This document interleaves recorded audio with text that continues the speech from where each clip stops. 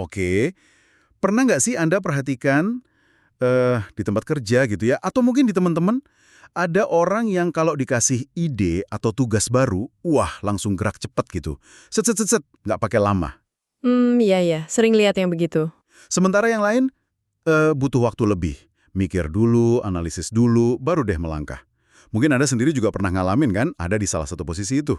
Tentu, tentu. Nah, perbedaan cara memulai tindakan ini kalau nggak disadari, sering banget jadi sumber salah paham, atau bahkan, ya, bikin gregetan gitu kan. Betul sekali. Itu observasi yang sangat relevan. Dan justru perbedaan fundamental dalam mesin pendorong tindakan inilah yang akan kita bedah bersama hari ini. Ini berdasarkan pemikiran menarik dari Shelley Rose Charvet dalam bukunya Words That Change Minds. Gimana caranya seseorang memulai sebuah aksi?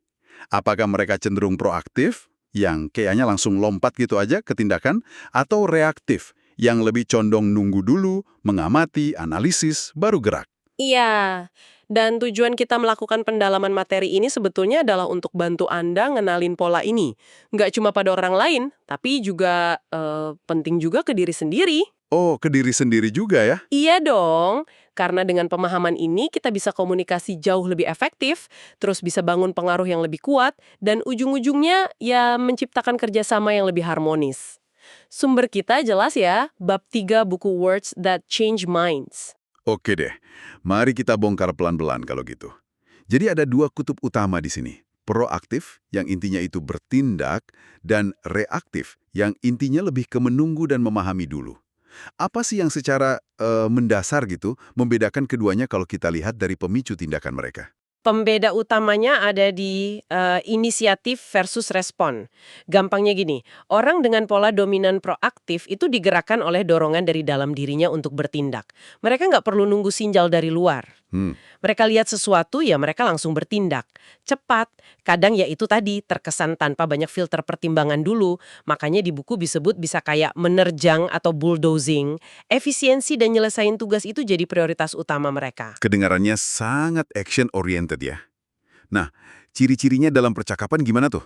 Apa yang bisa kita amati? Biasanya kalimatnya pendek-pendek gitu ya, langsung to the point. Iya, cenderung begitu. Subjek, predikat, objeknya jelas, nggak bertele-tele.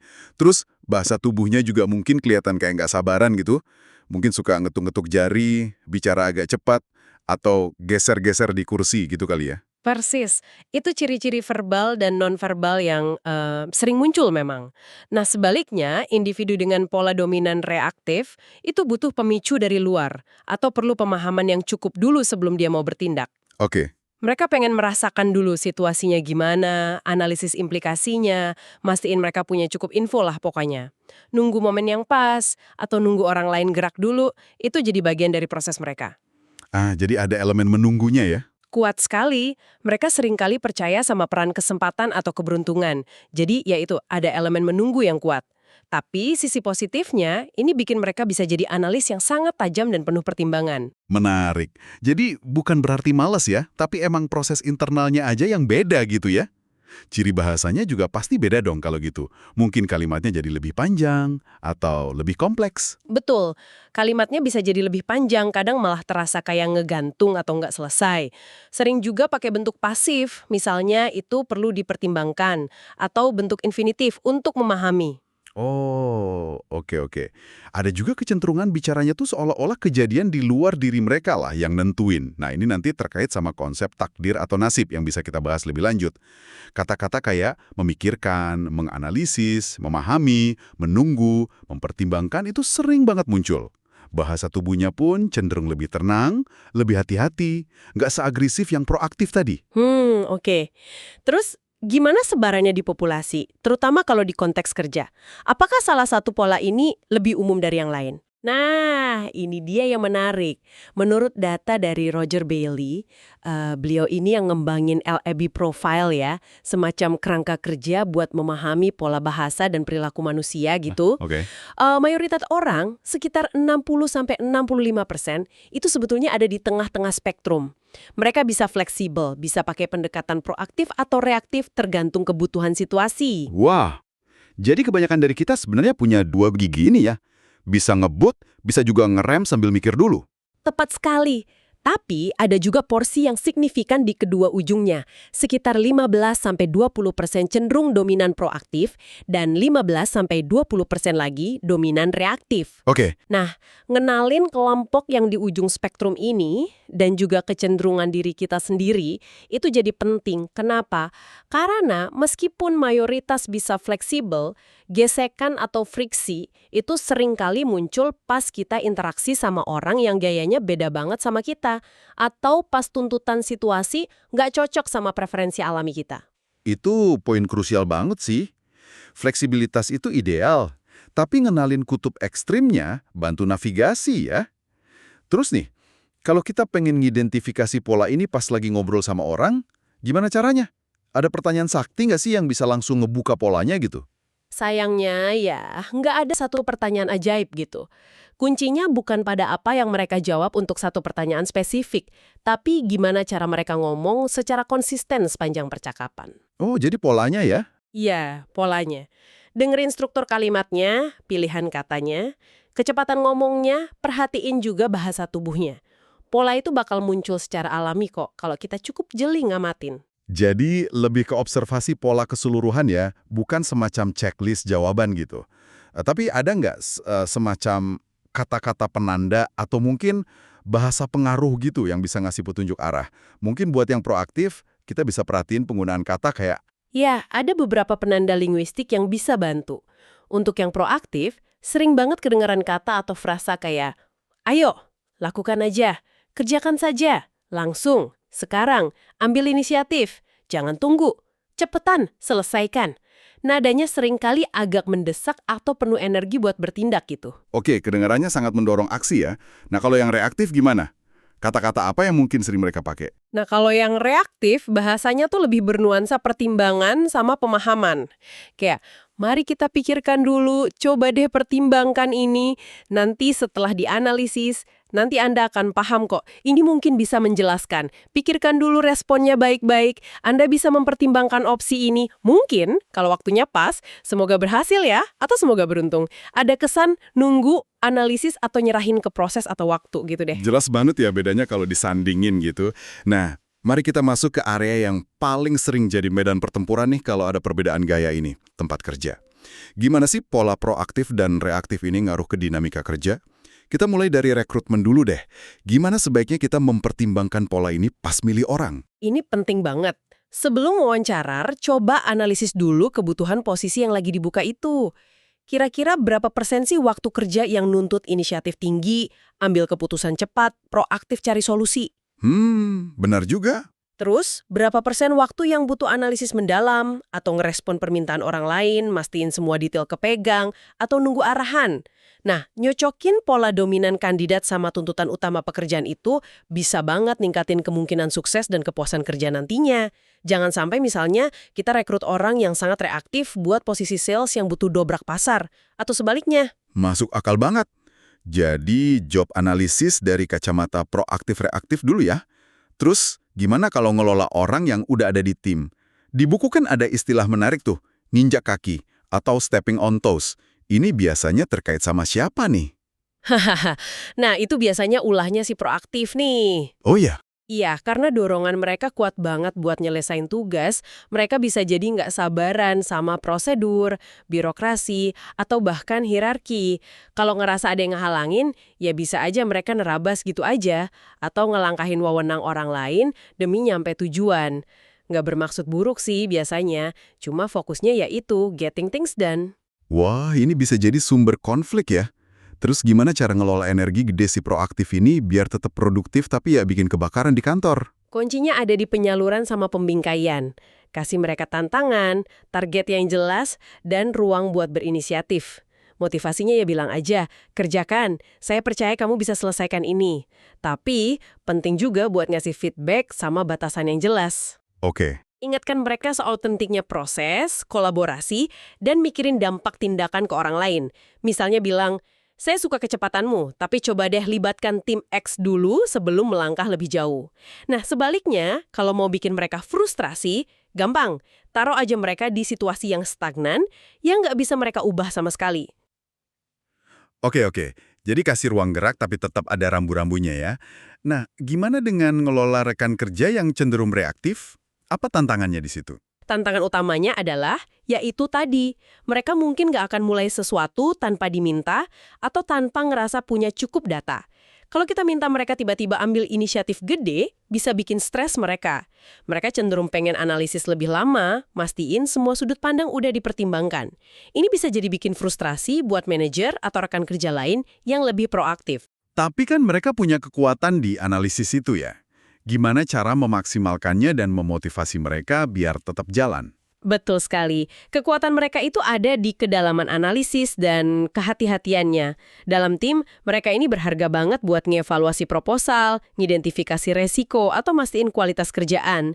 Cara motivasinya adalah dengan ngakuin dan manfaatin kebutuhan mereka buat mikir itu. Gimana contohnya? Ya, pakai bahasa yang cocok sama pola mereka. Misalnya, saya butuh analisis mendalam Anda mengenai proposal ini. Tolong pertimbangkan semua aspeknya ya, dan berikan rekomendasi Anda pada hari Senin jam 12 siang. Ini kan ngasih mereka waktu dan tugas yang jelas, yaitu menganalisis, tapi tetap ada deadline-nya. Oke, jadi kuncinya nyocokin bahasa dan ekspektasi sama pola mereka ya. Tadi sempat disinggung soal kaitan reaktif sama takdir atau nasib gitu. Bisa dielaborasi lagi nggak? Iya, jadi ada korelasi yang diamati. Orang dengan pola reaktif yang kuat itu seringkali punya pandangan kalau banyak hal di dunia ini tuh di luar kendali mereka. Mereka lebih lihat diri sebagai penerima keadaan daripada pencipta keadaan. Oh gitu ya? Ini bisa kelihatan dari sikap nunggu orang lain atau nunggu keajaiban buat nyelesain masalah. Shelley Rose Charvet bahkan ngutip lakon Menunggu Godot karya Samuel Beckett sebagai metafora yang pas banget. Dua karakter yang terus-menerus nunggu seseorang bernama Godot yang katanya bisa ngubah nasib mereka, tapi si Godot ini nggak pernah datang. Wah, itu metafora yang dalam banget ya, tentang potensi kelumpuhan gara-gara nunggu terus. Terus gimana dong dengan mayoritas orang yang di tengah tadi, yang 60-65% itu? Gimana cara terbaik komunikasi dan motivasi mereka? Karena mereka ini fleksibel, kita bisa pakai kombinasi bahasa. Kasih ruang buat mikir, sekaligus dorongan buat bertindak. Contoh kalimatnya mungkin gini. Saya ingin Anda memikirkan strategi terbaik untuk proyek ini. Ini reaktif. Lalu segera implementasikan langkah pertamanya minggu ini ya. Ini proaktif. Ini kan ngasih mereka pilihan dan ngakomodasi kedua sisinya. Ada contoh menarik tuh di buku tentang gimana pemahaman ini ngubah cara seseorang interaksi sama keluarganya. Cerita soal liburan ke Majorca itu kan ya? Ah iya bener banget. Itu cerita tentang temennya penulis yang punya kakak. Nah kakaknya ini sangat reaktif. Jadi setiap kali diajak liburan mendadak pakai gaya proaktif, ayo kita ke Majorca akhir pekan ini. Si kakak ini selalu nolak, malah jadi kesel. Hahaha, sering kejadian tuh kayak gitu. Terus dia ubah taktiknya gimana? Iya, dia nyoba pendekatan yang lebih reaktif. Dia kirim pesan, isinya kira-kira gini. Aku lihat ada tawaran bagus nih buat liburan akhir pekan ke Mallorca. Kayaknya seru kalau kita pergi. Aku kirimin infonya ya, coba kamu lihat-lihat, terus pikirin dulu aja. Nanti kabari aku kalau emang tertarik. Terus hasilnya? Hasilnya, dalam 1 jam kakaknya nelpon balik, setuju mau ikut. Jadi ngasih ruang dan waktu buat mempertimbangkan itu ternyata jauh lebih efektif buat kakaknya yang reaktif ini. Wow, beda pendekatan dikit aja hasilnya bisa signifikan gitu ya. Ini bener-bener nunjukin kekuatan dari nyesuaiin gaya komunikasi sih.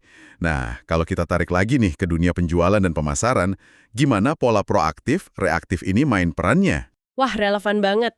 Pembeli yang proaktif itu pengen ngerasain produk atau manfaatnya secepat mungkin. Mereka gampang kepicu sama ajakan bertindak yang langsung. Contoh di buku tuh ada klien yang begitu dijelasin manfaat profil karir, dia langsung bilang, oke, kita lakukan sekarang. Langsung ya? Langsung. Bahkan saking antusiasnya, pas jalan ke kantornya, dia nanya, bisa kita lari aja nggak? Ini proaktif level tinggi banget. Haha, ekstrim juga ya contohnya. Gimana kalau pembeli yang reaktif? Apa yang bikin mereka tertarik? Nah, kalau pembeli reaktif, mereka butuh waktu lebih lama buat yakin. Nggak bisa diburu-buru. Tawaran yang nekenin soal pemahaman, analisis, pertimbangan, atau solusi yang udah teruji, itu mungkin lebih menarik buat mereka. Mereka seringkali nunggu sinyal tertentu, atau sampai situasi rasanya pas gitu, baru deh mutusin. Contohnya kayak CEO perusahaan reksadana yang nunda keputusan pelatihan karena dia nunggu situasi merger perusahaannya diklarifikasi dulu. Jadi, buat ngeyakinin pembeli reaktif ini kita perlu lebih sabar dan pakai bahasa yang beda gitu ya? Tepat. Frasa kayak, ini mungkin solusi yang selama ini Anda cari-cari. Atau nanti setelah Anda pelajari ini, Anda akan mengerti kenapa ini penting. Atau bahkan, tidakkah Anda sudah menunggu cukup lama untuk mendapatkan hasil yang benar-benar Anda inginkan? Itu bisa lebih efektif daripada sekedar bilang beli sekarang. Intinya, hubungkan produk atau jasa kita sama proses pemahaman atau penantian mereka itu. Menarik. Bahkan slogan pemasaran aja bisa jadi cerminan pola ini ya. Contoh Bang, dengan slogan Get Us Working For You. Itu menarik juga. Buat orang proaktif, mungkin kedengarannya agak pasif ya. Kenapa saya harus nyuruh banknya kerja gitu? Bisa jadi begitu persepsinya. Coba bandingin sama slogan ikonik Nike, Just Do It. Itu kan 100% proaktif banget. Iya juga ya. Targetin orang yang pengen langsung gerak, ngatasin tantangan. Ini nunjukin gimana perusahaan, sadar atau nggak sadar ya, itu memposisikan diri dan nargeting segmen pasar tertentu lewat bahasa yang mereka pakai. Analisis slogan dari kacamata proaktif-reaktif ini bisa jadi latihan yang menarik loh. Tentu saja. Dan ini kan nggak cuma soal kerja dan bisnis aja ya. Dalam hubungan pribadi sehari-hari, pola ini pasti sering banget muncul dan jadi sumber dinamika tersendiri. Kayak soal waktu tadi misalnya. Oh, sering banget itu. Pasangan atau anggota keluarga yang satu pengen buru-buru berangkat proaktif, yang satu lagi butuh waktu lebih lama buat siap-siap atau sekedar ngumpulin mood gitu, reaktif. Ini bisa banget jadi sumber pertengkaran kecil yang berulang-ulang. Iya. Terus gimana solusinya? Menurut buku, apa harus ada yang ngalah terus gitu? Solusi yang diusulkan sih lebih ke kompromi sama penyesuaian ya. Misalnya, ya udah sepakati aja waktu berangkat yang pasti. Terus pihak yang proaktif nih, daripada nunggu sambil nggak sabar, mending cari aktivitas lain buat ngisi waktu tunggunya itu. Jadi energinya kesalurkan, nggak cuma fokus sama kelambatan pasangannya. Oke. Nah, pihak yang reaktif juga berusaha buat ngehargain waktu yang udah disepakati. Kuncinya ya di saling pengertian sama penyesuaian ekspektasi aja sih. Jadi intinya bukan ngubah siapa diri kita atau orang lain ya, tapi lebih ke memahami bahasa motivasi masing-masing, terus nemulin cara komunikasi yang bisa ngejembatanin perbedaan itu. Fleksibilitas lagi-lagi jadi kunci nih kayaknya. Nge-labelin atau ngehakimin orang, tapi lebih kayak toolkit buat ningkatin keluasan kita dalam berinteraksi.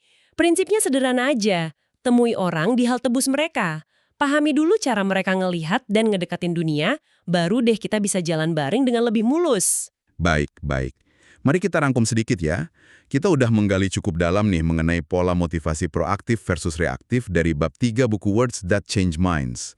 Kita udah lihat gimana cara ngenalin pemicu tindakan orang lain dan juga diri sendiri lewat bahasa dan perilaku. Kita juga udah bahas dampaknya yang ternyata luas banget ya. Iya, luas sekali. Mulai dari cara rekrut orang yang tepat, ngelola tim biar produktif dan harmonis, strategi penjualan dan pemasaran yang lebih kena sasaran, sampai ngurangin gesekan dalam hubungan pribadi sehari-hari. Dan poin penting yang mungkin perlu dibawa pulang adalah, pemahaman ini tuh memberdayakan kita buat jadi lebih fleksibel. Ini bukan soal siapa yang benar atau salah, tapi lebih ke gimana kita bisa menari bersama dalam berbagai irama motivasi yang beda-beda itu. Semakin kita bisa nyesuaiin gaya komunikasi kita, ya semakin besar juga peluang kita buat bisa terkoneksi, kolaborasi, dan akhirnya mencapai tujuan bareng-bareng.